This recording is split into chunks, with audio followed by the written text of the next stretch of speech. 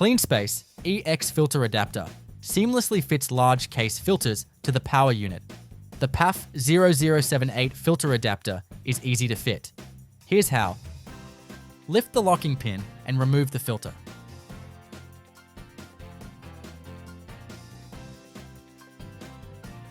Then locate the Allen key.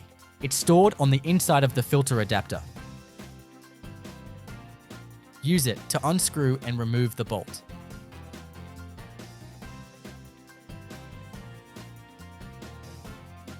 The cover can then be removed from the power unit. With the CleanSpace logo facing up, place the filter adapter into position on the back of the power unit.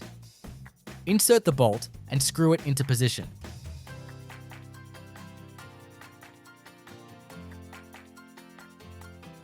Place the Allen key back into the storage position inside the adapter.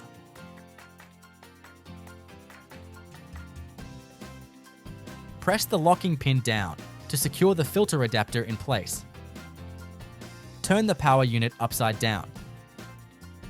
Then insert the large case filter. Lock it into position by closing the latch. It will click and lock down. That's it, you're good to go.